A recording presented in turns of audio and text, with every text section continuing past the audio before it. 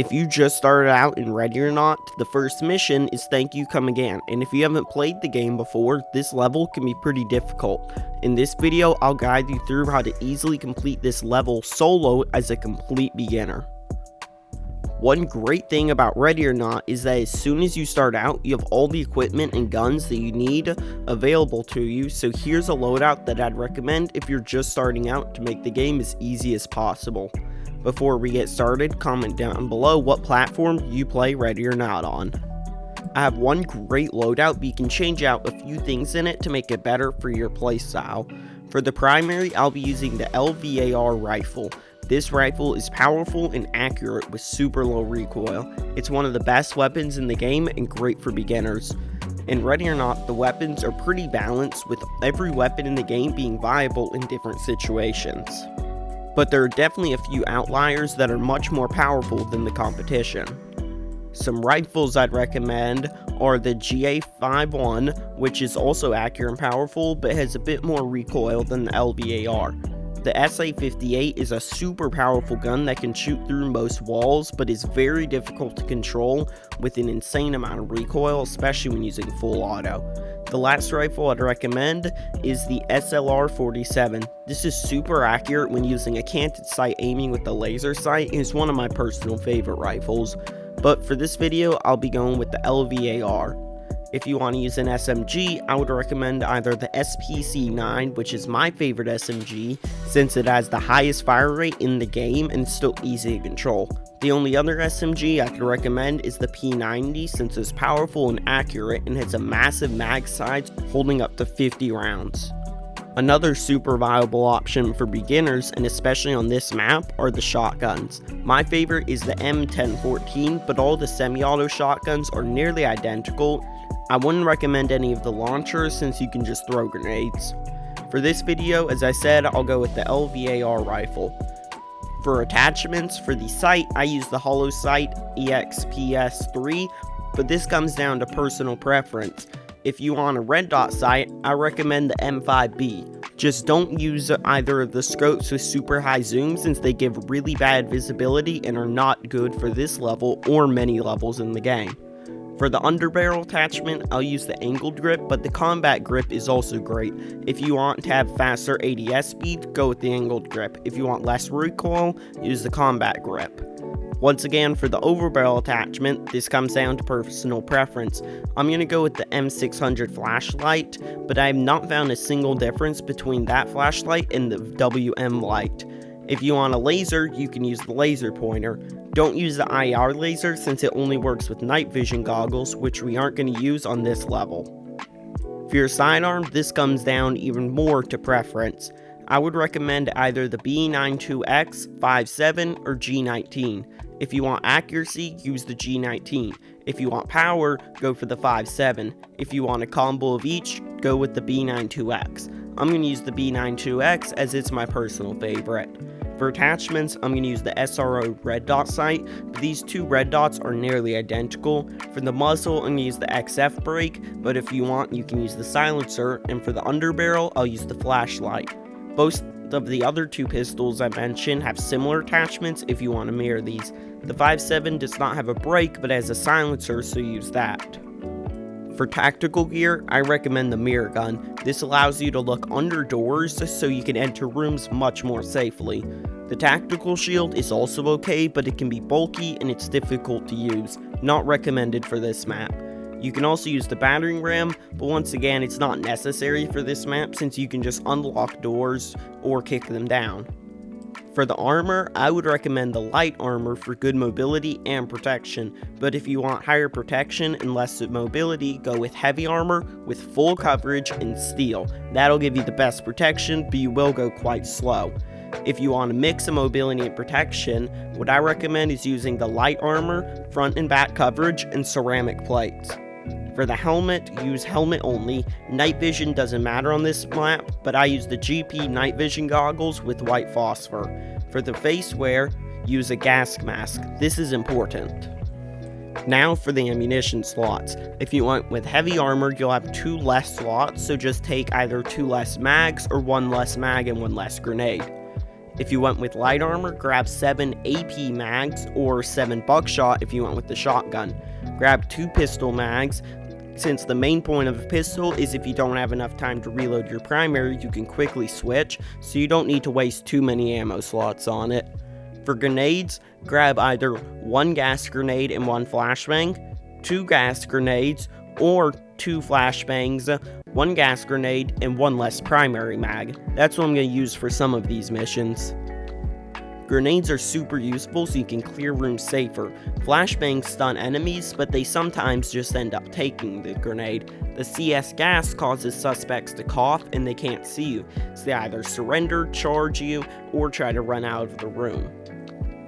These are great for small enclosed spaces, and I'll show you the best room to use them on later in the video. The reason having a flashbang is still useful is because CS grenades only work in small rooms, but flashbangs stun anyone near them. Plus, flashbangs go off much quicker since it takes a few seconds for the gas grenades to work completely. For the final 2 slots, grab a pepper spray since this is useful for civilians, since a lot of civilians on this map will resist you, and this pepper spray will not hurt them, and if you sit there yelling at them, every enemy on that map will end up hearing you and often try to sneak up on you. With pepper spray, you can secure civilians a lot safer. For the final slot, grab a taser. This will come with a few charges for it, and these are super powerful. I've made a video completing this entire level with only tasers. If you have a suspect that isn't surrendering but also isn't hostile, you can tase them and they will almost always surrender. Now that we have the loadout, we can start on the mission. Thank You Come Again has 4 or 5 suspects and a bunch of civilians. The civilians on this map, as I just said, usually do not cooperate, unlike some maps where they often do. This may be the introduction level to the game, and it is the easiest level in the game, but that doesn't mean it's a piece of cake. The suspects are still as smart as many other levels, and they'll try to flank you if they get the chance. Another big factor in Ready or Not is no level is ever the same. Sometimes you get lucky and every suspect surrenders as soon as they see you, but sometimes you'll have to yell at them for a few minutes. Sometimes they're aggressive and shoot you. Every game is different. Another major difference is where they spawn. Every game, enemies spawn in different places. In this video, I'll do my best to explain all the situations I've seen in my 100 hours of playing this game. The best entrance for this level is to go in through the front door since you spawn out there. I'll show another alternative entrance that's slower but safer later in the video. Make sure to report this civilian that's on the ground here out front. In this front shop area, there are usually 0 to 3 suspects. The most common spawn in my experience is this back left corner. In most games, there's only 1 suspect out front, and he's right here.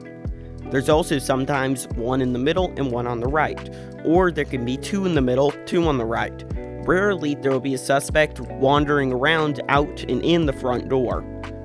Then there's this freezer on the room on the right. Here there is commonly a suspect either wandering in and out the side door or just chilling back here around the corner. The best way to deal with it if there's a suspect in this room is use your CS gas grenade. This room is small that if you get the gas grenade in that back corner, it'll clear anybody out that's back there. Even if you don't see someone, if you hear someone back there, I'd recommend always using your CS gas grenade right here on the level. Especially because it can be quite dangerous to push a suspect back there since they've got really good cover. After you clear out this front room and the freezer, there's this room that connects to the bathrooms on the left side. This room has dozens of different spawns, so I'll only go over a few of them. First, any of these 3 doors can be open. If they are open, there's almost always a suspect by each of those doors. The door on the left leads outside, and here there are usually 0 to 2 enemies, and this is a dangerous place since they have lots of cover and it's really dark out here. The suspects out here are also almost always aggressive and shoot on sight. I played this game quite a lot and only had a suspect surrender out here a few times, and this is also my most played maps because it's great for testing weapons. So if this door's open, be careful because they will shoot you. I'd recommend peeking around it and taking them out. If the door is closed, check if it's locked. If it's locked, then the suspects most likely won't come inside, and we'll wait to head out there until the end of the mission. Now there's also a door straight ahead that leads to the dining area, and if this is open, there's always a suspect in that room, usually on this side. Normally there are 0 to 3 suspects back here, and if there are 3, one of them will be roaming into the kitchen as well. I'd recommend closing this door if it's open, and we'll head back there in a minute. Now there's this door on the back right, and this leads to the kitchen. There's a suspect behind this door in a majority of games, and this kitchen is large. There are anywhere from 0 to 4 suspects, since they like to hide here. I've had games where all 4 of the suspects were in this area.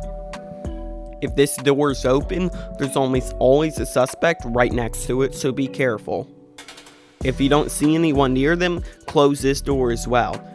There's oftentimes a civilian or multiple in this room here or in the bathrooms. If you yell, most of the time if there are civilians in the bathroom, they'll yell back, so you can know if there are civilians in this area.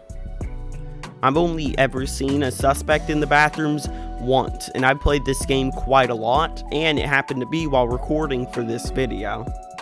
So it seems that it's very rare for a suspect to be in the bathrooms, but I see civilians in there quite often. After you clear this area, it's time to head into the kitchen, and this is where this level starts to get hard.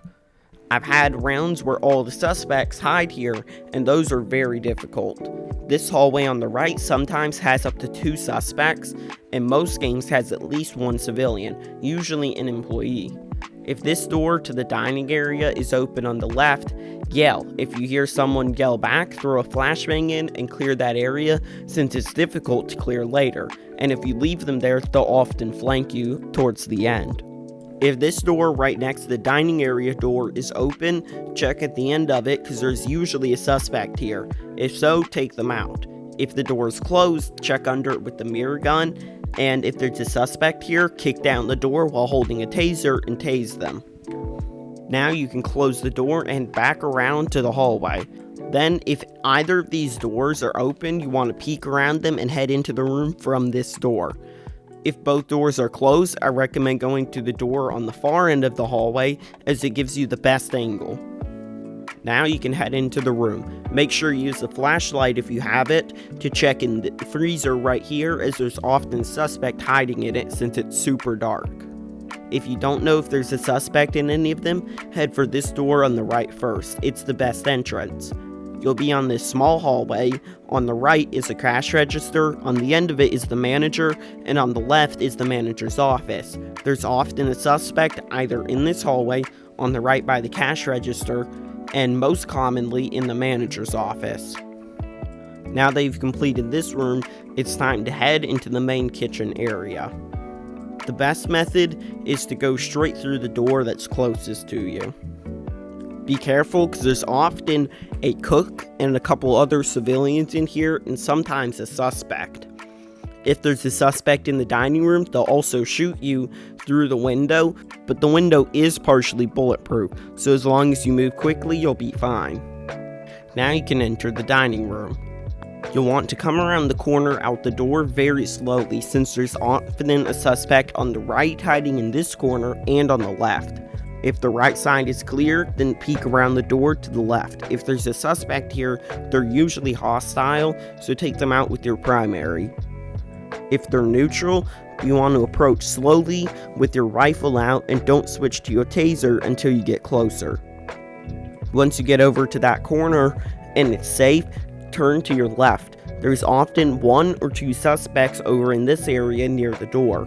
If there's one of them, you can usually approach them as long as they're neutral and tase them.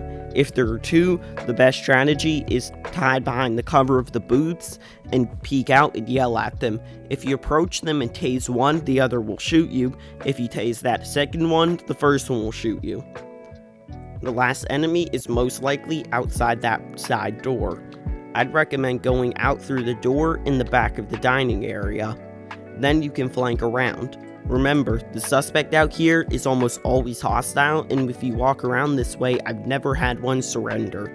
So I'd recommend heading to these crates as they're pretty good cover. If you still have a flashbang, you can throw it, though they aren't very effective outside. You should wait until it sounds like they're reloading and then push. There's plenty of cover, but sometimes they'll end up barricading themselves behind the wall in the back corner. If they are hiding behind cover, just wait for them to peek. At this point, if you can't end the mission, pull up your tablet and figure out what the last objective is. Now here's an alternative and safer entrance. You can actually enter from this side door straight into the freezer if you head around to the right side of the building.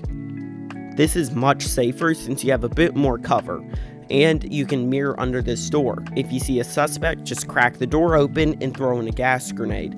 Watch under the door with the mirror gun until the suspect starts surrendering, then you can head in and handcuff them.